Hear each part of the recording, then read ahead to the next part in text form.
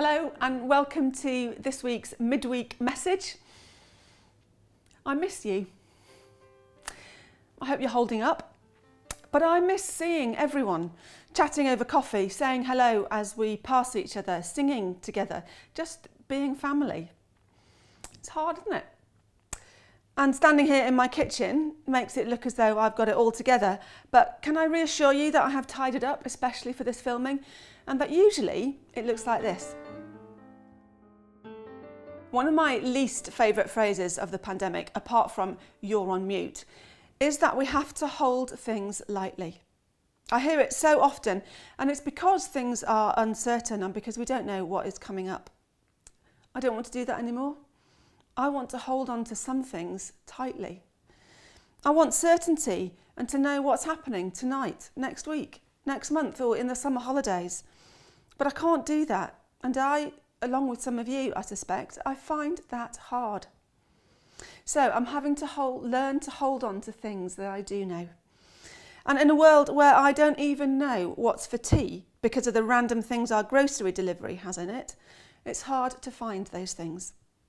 But it's all we've got. We can only hold on to the things that we do know. Here's some things that I know. I feel better when I go out for a walk. Being creative in some way is good for me. Talking to people, whether in my own family or others, really helps. Coffee is great. But even these things change depending on my mood, what the weather's like, what the rest of my family are up to. The only thing that doesn't change is God. Hebrews 13 verse 8 says, Jesus Christ is the same yesterday, today and forever. He's not affected by my mood, the weather, or what anyone else thinks or is doing. Jesus is always the same. But the verse I want us to remember from today is Proverbs 3 verses 5 and 6. Trust in the Lord with all your heart and lean not on your own understanding. In all your ways submit to him and he will make your path straight. I'm sure I've shared this verse in a midweek message or an update before, but I'm sharing it again because it is so totally brilliant. This bit especially. Lean not on your own understanding. Whatever our understanding is or isn't, whatever we think we know or don't know, however strong or not, our desire to plan, however tidy or not, our houses, and whether or not we know what's for tea, let's not lean on that. It might be good, understanding is always to be encouraged, but that is not what we lean on.